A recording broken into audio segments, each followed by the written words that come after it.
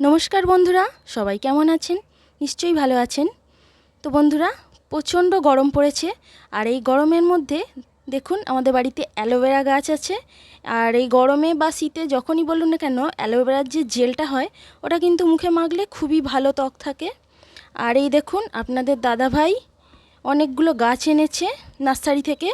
তো এটা কি গাছ জানি না, কিন্তু আম গাছ এনেছে, আরও এটা ওটা গাছ এনেছে। তো এগুলো সব এখন বসিয়ে দিয়েছে টবের মধ্যে। দেখুন এগুলো দোফলা আমের গাছ। কি আম আমি ঠিক জানি না, কিন্তু একদম মুকুল সমেত আম গাছ এনেছে।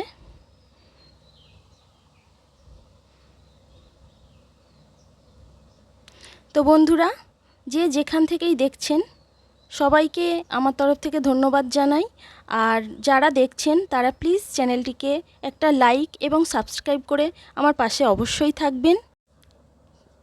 তো বন্ধুরা, আজকে আমি এই গরমের মধ্যে একটি স্বাস্থ্যকর রেসিপি বানাবো ঝিঙে দিয়ে। তো আপনারা সেটাই দেখতে থাকুন আর অবশ্যই আমার পাশে থাকবার চেষ্টা করবেন।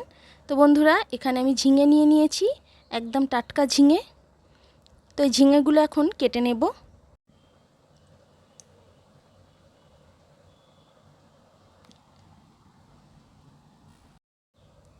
তো ঝিঙেটা এখন আমি কেটে নিচ্ছি।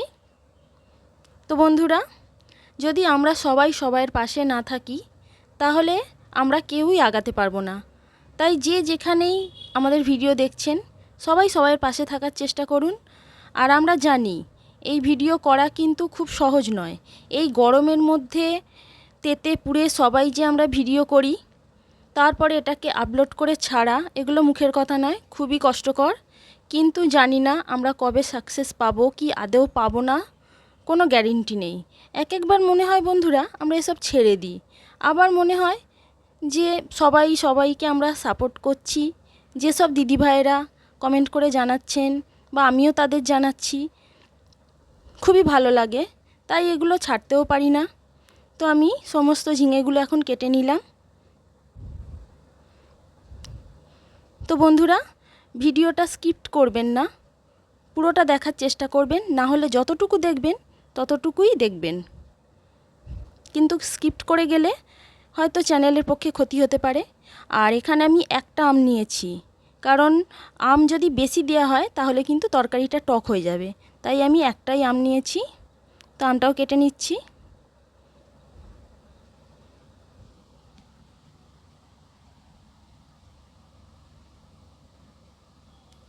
আর প্রচণ্ড গরম পড়েছে, আগেই বলেছি।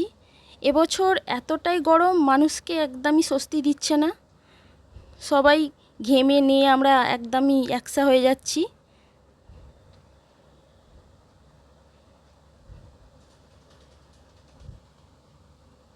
তো এখানে সমস্ত সবজি কেটে নিয়েছি, ঝিঙে, আলু, আর আলুগুলো একটু বড় বড় সাইজ কেটে নিয়েছি। তারপর আম তো কেটেই নিয়েছি। আর এখানে আদাটাকে আমি একটু গ্রেট করে নেব, বাটবো না। আর এখানে রুই মাছ নিয়ে নিয়েছি।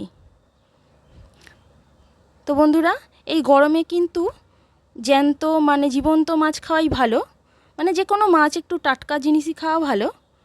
তো তেলটা ভালো করে গরম করে নিচ্ছি। আর কড়ার মধ্যে তেলটা যদি চাড়িয়ে দেওয়া যায় তাহলে মাছগুলো কিন্তু আর আটকাবে না।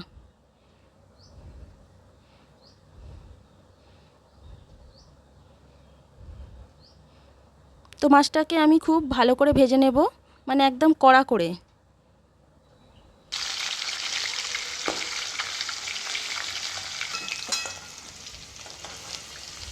তো মাছটা ভাজা হয়ে গেছে, এবার আমি তুলে নিচ্ছি। ওই তেলের মধ্যেই আমি রান্নাটা করে নেব। তো এখানে একটু গোটা জিরে দিয়ে দিলাম, 5 ফোড়ন দিয়ে দিলাম, একটু কালো জিরে দিয়ে দিচ্ছি, আর কয়েকটা তেজপাতা। খুবই হালকা মশলা দিয়ে আমি এটা করব। এবার আলুগুলো ভালো করে ভেজে নেব, কারণ গরমে খুব মশলাদায়ক সবজি সবসময়তেই কিন্তু স্যুট করে না, মানে শরীরের পক্ষেও ক্ষতি হয়। তো এখন আলুগুলো একটু ভালো করে ভেজে নিচ্ছি। আলুগুলো ভাজা হয়ে গেছে। এবার আমি ঝিঙেগুলো দিয়ে দিচ্ছি।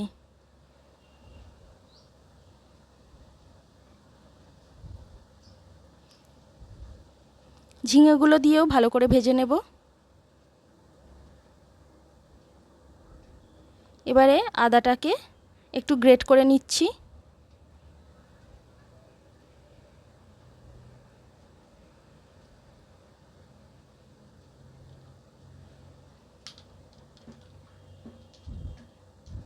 আদাটা এবারে দিয়ে দিচ্ছি। আমি এক্সট্রা করে কিন্তু কোনো রকম সাঁতলাবো না, যা কিছু সবই আমি একে একে দিতে থাকবো।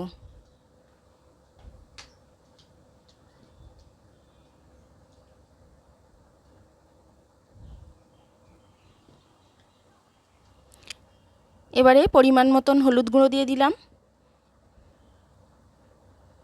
পরিমাণ মতন লঙ্কা গুঁড়ো দিলাম। ঝালটা অবশ্যই আপনারা যে যেরকম খান সেরকমই দেবেন। আর পরিমাণ মতন লবণ দিয়ে দিলাম,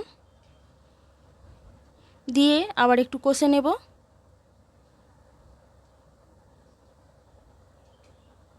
এখানে বন্ধুরা আমি পোস্ত আর সর্ষে ডাস্ট করে আগে থাকতেই গুঁড়িয়ে রেখে দিয়েছিলাম, এবারে ওটা দিয়ে দিচ্ছি। পোস্ত আর সর্ষে দিলে কিন্তু খুবই ভালো লাগে খেতে, যে কোনো সবজিতে দিলেই কিন্তু খেতে ভালো লাগে। জলটাও একটু দিয়ে দিচ্ছি।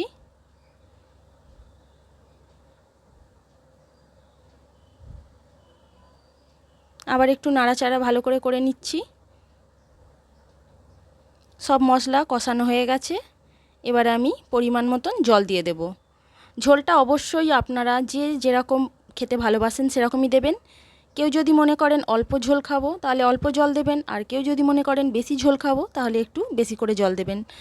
আর এই ঝোলটা কিন্তু একটু পাতলা খেতেই ভালো লাগে। তো এবারে আমি একটু চাপা দিয়ে দিচ্ছি সবজিগুলো সেদ্ধ হওয়ার জন্য। তো প্রায় 10 মিনিটের মতন আমি এটাকে সেদ্ধ করে নিয়েছি।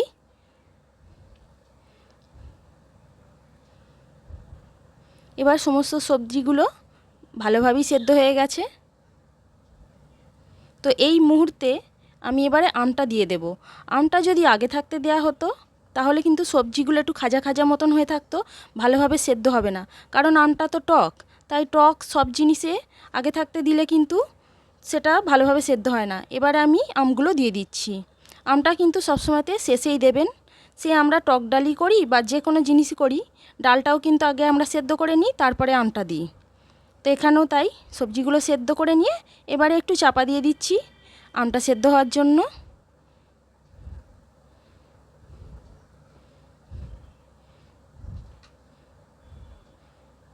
দেখুন আমটাও খুব ভালোভাবে সেদ্ধ হয়ে গেছে। আর এই ঝোলটা হালকা টক টক, খেতে খুবই ভালো লাগে গরমের মধ্যে। এবার আমি মাছগুলো দিয়ে দিচ্ছি। মাছগুলো দিয়ে 2-1 মিনিট ফোটালেই একদম রেডি হয়ে যাবে।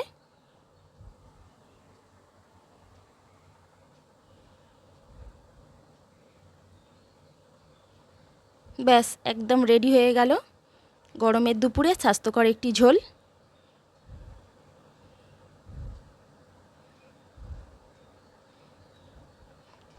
তো বন্ধুরা, আজকের এই ঝোলের রেসিপিটা কেমন লাগলো?